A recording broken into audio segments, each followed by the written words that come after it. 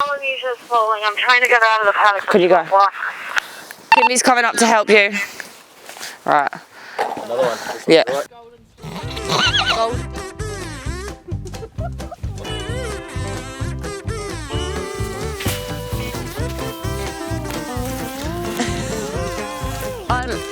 Oh, there you go.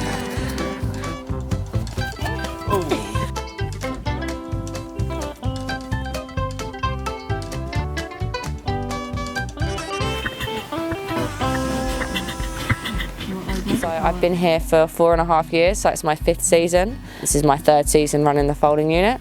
So during the evening, we have night watch staff who walk around, and it's really important that you see every mare every 15 minutes. That's how quickly they can foal. Some will do typical signs, they will pace, they become really hot and sweaty and their veins pop out. They can start running milk everywhere and just become very restless up and down a lot. But you also get ones that catch you by surprise, who'll just be really quiet and then their water's break and they lay down and they're ready. There's no rule for one, so it's just really important that we keep checking them. I'll check the presentation to check the foal is coming. So you want the 2 front legs and a head, and in general you want the front legs a bit offset because the shoulders have to come out separately because they can't fit out at the same time. You have a good feel around each side and check there's no back legs coming. If you've got a back leg as well coming, it's a dog sitter, and you definitely be calling for extra help and it's an emergency situation. So after we've checked that the presentation is correct, we just unclip the mare and just let her relax. This can take depending on mare to mare, normally between 15 and 20 minutes, and she'll normally just lay down and start foaling. Some people just put them out of their hands. I find it easier with the ropes personally, but that's complete personal preference. If you've got a bigger foal, generally sometimes you have to help more of the mare. So definitely having the ropes lets you a lot more leverage on their legs to pull them out. And it's really important you only pull when they push because you want to go with her contractions and not against. Say words. Sorry. Good baba. So this mare has broken her waters and the amniotic sac has started to come out. So we just brought her into the foaling paddock. So now I'll check the presentation. Because she's a maiden, she's not quite sure what's going on. And you just need her to relax, to lay down. Relax. Relax. Please don't foal standing. If she's going to foal standing, obviously have to help her assist, but if I can let her lay down, it's obviously makes for a much more, it's easier and it's better because you're worried about the umbilical cord will break if she foals standing, unless you hold the foal up there for a set amount of time. The umbilical cord will break, and you want to leave it on for as long as possible until it stops pulsing, just because the foal's still getting oxygen and nutrients from the placenta, so you just want as many of those to get into the foal as possible.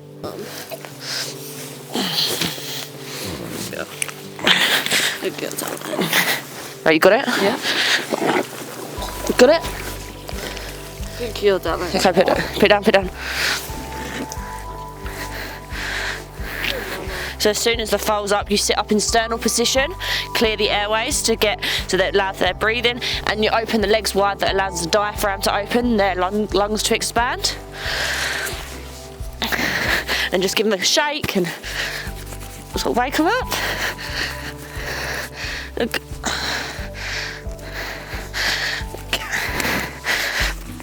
So what Kimby was doing there is because the umbilical cord's broken, she just clamped it with her fingers to stop the blood flow. Obviously ruptured as she foaled. You clamp it just to stop blood loss. It is Charm Spirit filly we have. She's not seen one of those before. This is always sweet after they foal, like the first moment. So we're just dipping the navel here because it's a really big site that can get infected quickly. So this is a solution that we make on site. They get dipped now, they will get done in the morning, and then we do them again at 24 hours. So I'm just tying up this. So most of this is the amniotic sac, and this is just the start of the centre of the chorionalis tabis here. We just tie it up, just the one they don't tread on it, and the weight of this just helps them helps them pass their placenta. So we just tie it up so they're not treading on it. So she's just cleansed her placenta. So this is the amniotic sac that the foal is inside the mare. So after they've cleansed, we look. So this is a really good bright red colour, so that means the foal's obviously been getting adequate oxygen and nutrients. So what we do is, after she cleansed now, we just check that it's all there. So I've checked that now, but the vet in the morning will double check that the placenta's all here, because if a mare has a retained placenta, it can lead to sepsis and laminitis. She obviously passed her placenta within 15 minutes of foaling. It varies from horse to horse, but we say if your mare hasn't passed the placenta by 3 hours, it's considered retained. At that point, you'd start administering oxytocin that will help her uterus contract to help pass the placenta. Also, you might the vet might try and manually remove it. So we just take a little sample of their colostrum to test. We have a colostrum reader, and we just want the percent to be over 20, because that means she's got good quality colostrum for the foal. If it's under 20, then we supplement the foal with colostrum we've collected in the freezer, strip a bottle out of her, and we bottle feed the foal its first bottle before it gets up, just to make sure it's getting that adequate colostrum straight into it. They're getting colostrum so important because they're not born with an immune system. Some of them, you could within 15 minutes they'll be looking for it. So you just wait until their suck reflex kicks in, and then we give it to them. It's obviously a lot easier if they do it before they stand up. We just give it a quick wash, just with washing up liquid, just to get all the dirt and the grime that sticks up under there. And we just wipe the flank here, just the place that when the foal's trying to go and suck, sometimes it sucks on here. So we just clean off any dirt that might be on the mare's flank.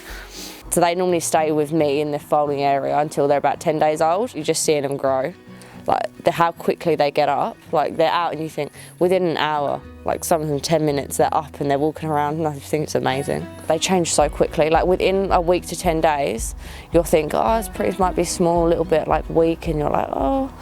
10 days later, you won't even recognise them. They grow so quickly. So when I first got here, I was like shocked, because I've obviously grown up with horses, but I'd never had anything to do with like the thoroughbred industry, or ever seen a foal or anything be foaled.